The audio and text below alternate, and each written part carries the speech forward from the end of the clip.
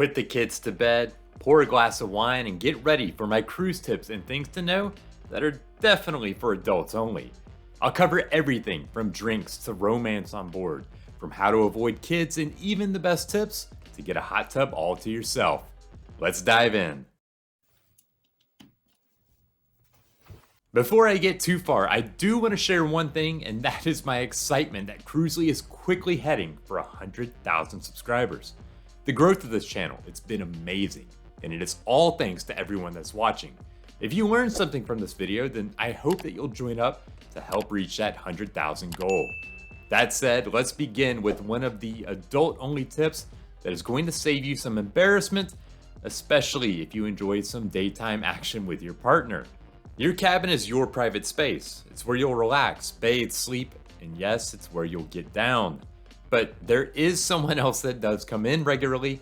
That's the cabin steward. Depending on the cruise line, they can come in once or twice per day to clean the room.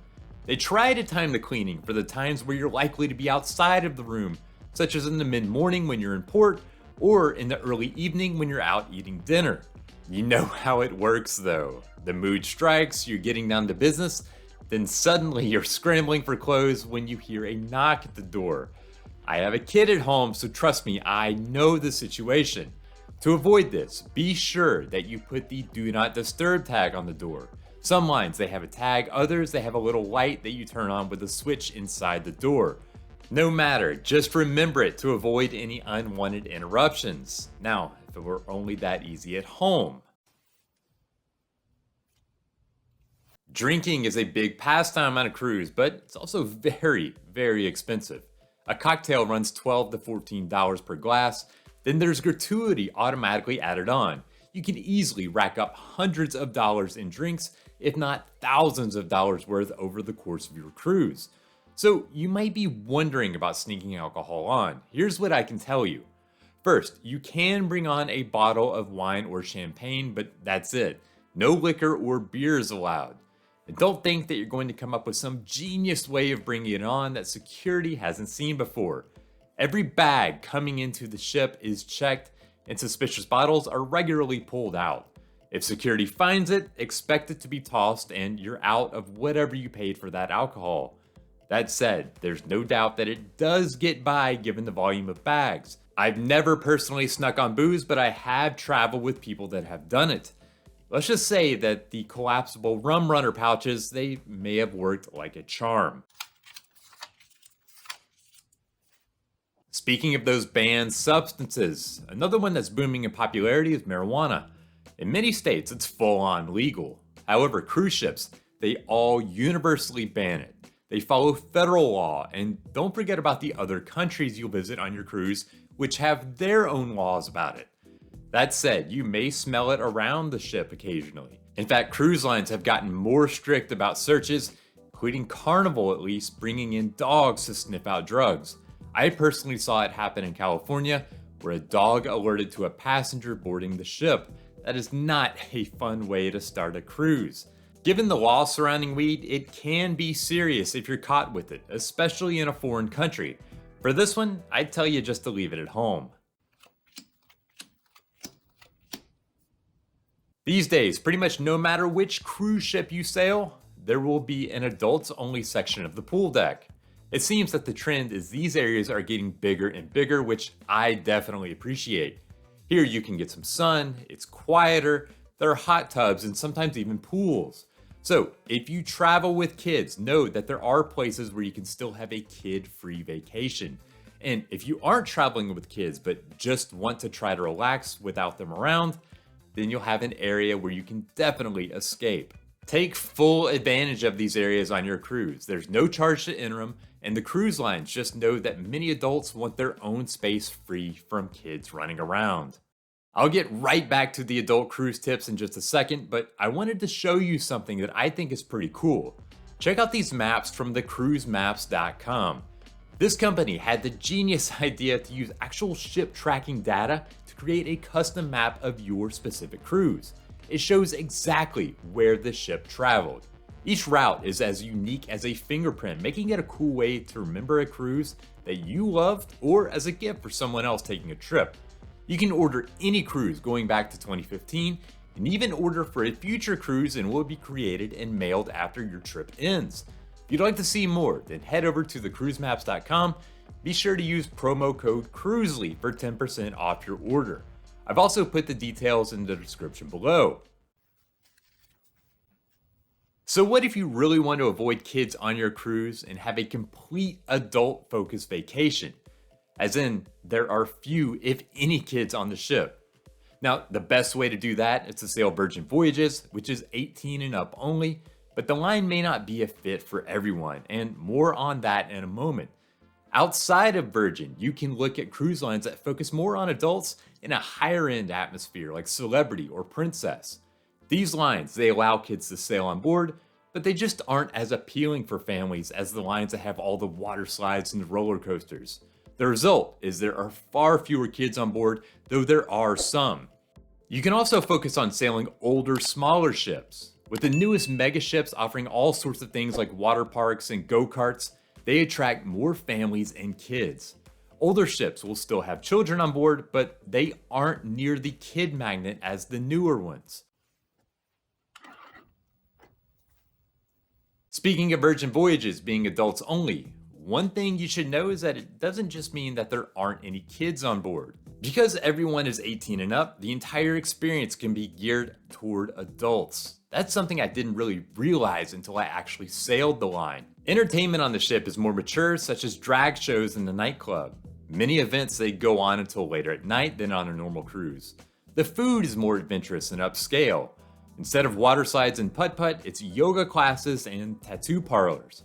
Along with these moves, Virgin took a hard look at traditional things in cruising and made more changes. For instance, the cruise director, art auctions, and the roving photographers, they are out. Instead of a buffet where everyone serves themselves, the cruise line offers a food hall with a number of spots to eat, where food is either prepared as you order, or it's plated for you if it's already made. There's no main dining room or formal night. Instead, Virgin Voyages has several different sit-down restaurants that are all included with your cruise fare. Gratuities are also included in your fare, as is Wi-Fi. Bottom line, it's much more of an all-inclusive feel on the ship, with more that aims to cater to adults than you simply find on other lines. I will never forget two instances on a cruise. The first, I'm standing on the rail on my balcony. As we're leaving port, I look to the right, see two people going at it against the balcony wall about 4 cabins down. And another time, a woman is running her hand up the leg of her partner's shorts while having a drink overlooking the pool deck. All that is to say that if you're thinking about having a little fun outside of the room, well, just know that there are a lot of other people around who may not be too interested in seeing what's going on. And even if you do manage to avoid anyone else, by law, cruise ships are covered with cameras that monitor all the public areas of the ship. In other words, it's best to keep things in the cabin or at least quietly on the balcony after dark if you want to enjoy some fresh air. The number of times that I've been on a hot tub on a cruise, frankly, it can be measured on one hand. I'll be honest, there's just something about sharing a tub of warm water with a dozen other strangers. Yeah, it's just not my thing. If you want to get in a hot tub but have the same reservation about sharing space with others, then I do have a couple of suggestions. The best thing you can do is head out either early in the morning or late at night. As the sun goes down the pool deck, it empties out, meaning fewer people in the hot tubs as well. I'd also suggest looking for any hot tubs that aren't around the main pool deck, as they seem to get less traffic. For instance, there are usually a couple in the adults only sections of the ship that you can try out. Honestly, however, I found that the best time to find an empty hot tub is first thing in the morning. If you're an early riser, it's ideal for getting your own space before others show up. Say you're sailing as a family, but you want to have some time without the kids around. Trust me, after a day or two of sharing a tiny cabin with your kids, you will want it. I speak from experience. You likely know that cruise ships have kids areas where you can drop your children off and they can be supervised by the crew. So kids get a place to do fun stuff while parents have their own time together. That is really no secret. But one tip, if you're comfortable with it, is that at least some cruise lines allow you to leave the ship while they watch your kids. So you can go explore a port of call without the children who stay behind while the crew keeps an eye on them. Personally, I just couldn't do that. To me, it just kind of feels wrong. If you're okay with it though, it is a possibility, especially if you want to do an excursion that's more active and may not be appropriate for kids. If you're looking for adult entertainment, well, there's nothing too risque on most lines, but there are a couple of things that I'd consider adults only. And in fact, they are 18 and up to get in. First, many ships, they have comedians on board. They typically perform 2 shows a night. There's an all ages PG rated show, and then later on in the evening, an R rated show for the adults only. And if you're thinking how raunchy could a cruise ship comedian actually be? Well, you'd be surprised.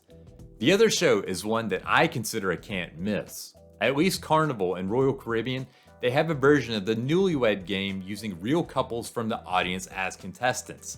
There are definitely some intimate questions asked, such as the strangest place that you've ever made whoopee with your partner, that are definitely adults only, but they lead to some huge laughs. If you see it listed on the planner for your cruise, make sure that you don't miss it. Let's cover one thing that may happen to you, as it certainly happens to me, especially when I'm traveling solo, but oddly not when I'm with my wife and kids. When you're walking in the tourist areas, especially with the vendors trying to get you into their stores, do not be surprised if they start listing off things for sale in the store, often wrapping up the list with cigars or something stronger. Walking in Nassau near Junkanoo Beach, I've been flat out asked if I want to buy some Coke by one guy. It should go without saying, but if this happens to you, I would suggest declining. Buying from some random stranger in a foreign country throws up all sorts of red flags that seem like way more risk than they're worth. Thanks for watching, and if you haven't yet, I hope that you'll subscribe as the channel approaches 100,000 subscribers. I flat out can't believe it. You can also prepare for your trip at Cruzely.com with tons of tips and advice on everything from packing to parking. And until next time, happy sailing.